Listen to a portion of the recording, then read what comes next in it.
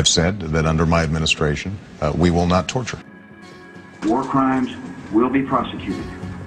My view is also that nobody's above the law. Is there anything, Professor Yu, that the president could not order to be done to a suspect if he believed it necessary for national defense? Well, first, can I make clear I'm not talking about... And you don't have to make anything clear. Just answer the question, counsel. Well, we don't torture people. Let me say that again to you. We don't torture people. Okay? Come on, George. We don't torture people. Khalid Sheikh Mohammed. We don't torture people. Waterboarding. We do not. I don't talk about techniques, and we don't torture people. I don't like torture. Although defining it is going to be a nice trick, but I mean, who's in favor of it? Nobody. I was aware of the program, certainly, and involved in helping get the process cleared. That is, the agency, in effect, came in and wanted to know what they could and couldn't do. And they talked to me as well as others to explain what they wanted to do, and I supported it. But the decision was made, and I frankly supported the decision. The President instructed us that nothing we would do would be outside of our obligations, legal obligations, under the Convention Against Torture.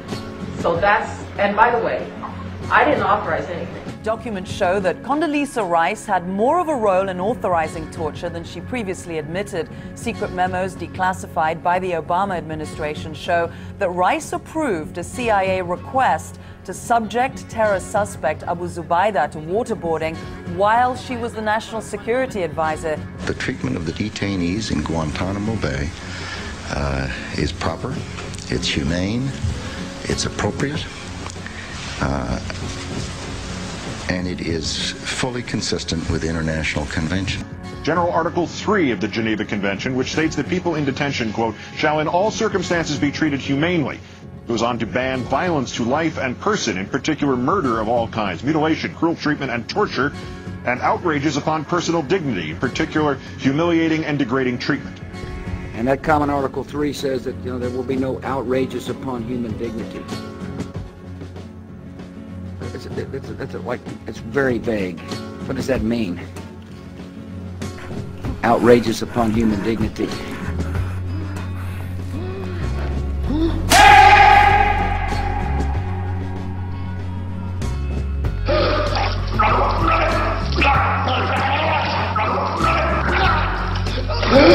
Waterboarding is misnamed. It should not be called waterboarding. That's just the device that we use. And that torturers have used throughout history. It should be called the drowning torture, and has been called the drowning torture in the past. If that was legal and within the law, why couldn't you do it at Guantanamo? Why'd you have to go to a secret location around the world? I'm not going to talk about techniques. So is waterboarding constitutional? If it amounts to torture, it is not constitutional. I'm very disappointed in that answer. I think it is purely semantic. Sorry. And we would find it acceptable if a U.S. citizen experienced the same kind of enhanced interrogation measures. Tim, it's not torture. I would not want a U.S. citizen to go through the process, but it is not torture, and there would be no permanent damage to that citizen. Anybody ever die in the interrogation program? No.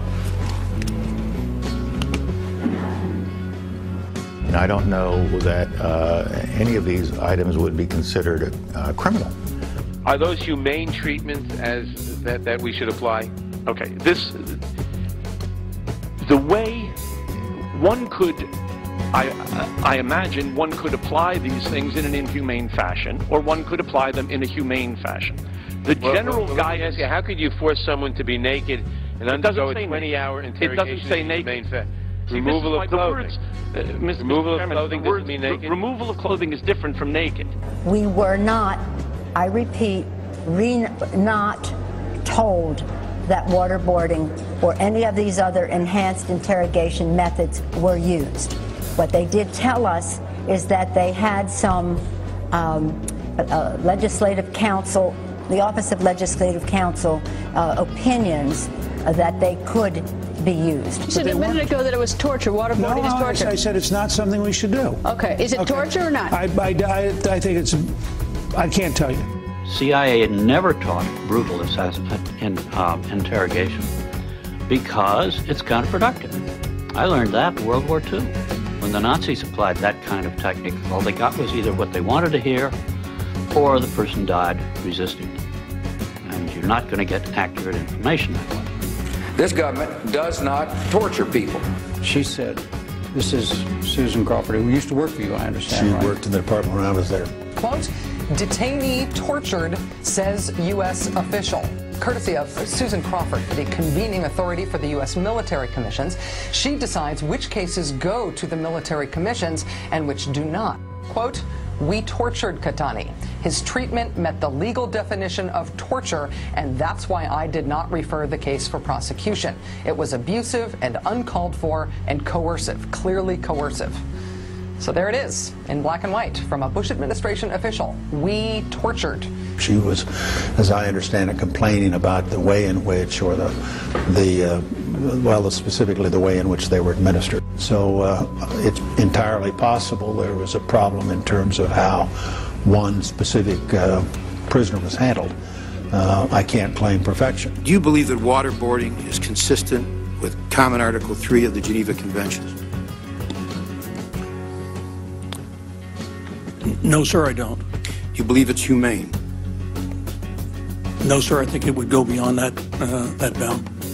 Well, that comment, the Constitution doesn't say every individual in the United States or every citizen is hereby granted or assured the right to habeas. It doesn't say that. It simply says the right to habeas corpus shall not be suspended except by... You may be treading on your interdiction and violating common sense. Mr. Addington, it's been reported in several books in the Washington Post that you contributed to the analysis or assisted in the drafting of the August 1st, 2002 interrogation memo signed by Jay Bybee. Is this correct?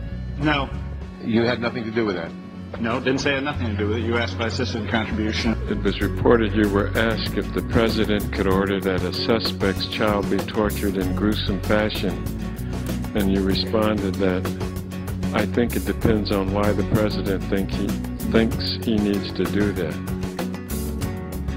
Is that accurate? Mr. Chairman, I don't believe it's accurate because it took what I said out of context. So in other words, if the president deems that he's got to torture somebody, including by crushing the testicles of the person's child, there is no law that can stop that. No treaty. And then also no law by Congress. That's what you wrote in the August 2002 memo. I think it depends on why the president thinks he needs to do that. If it was authorized by the president, it did not violate our obligations under the Convention Against Torture. Or when the president does it, that means that it is not illegal. People, in good faith, were operating with the guidance they were provided. They shouldn't be But what about those who devised the policy? Yeah, but those who devised the policy, he believes that they should not be prosecuted either. This is not a time for retribution. It's a time for reflection.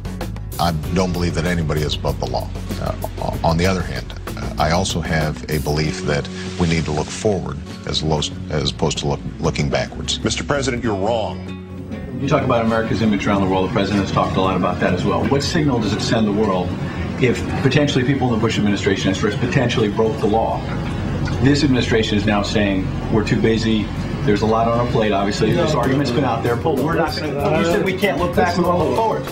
The president also believes that rather than looking backward and fighting this backward, that it's important to move our country forward.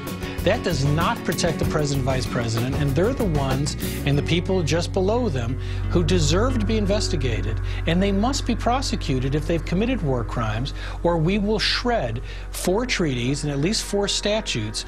And the problem here is that it wouldn't make Obama an apologist. It would make him an accessory.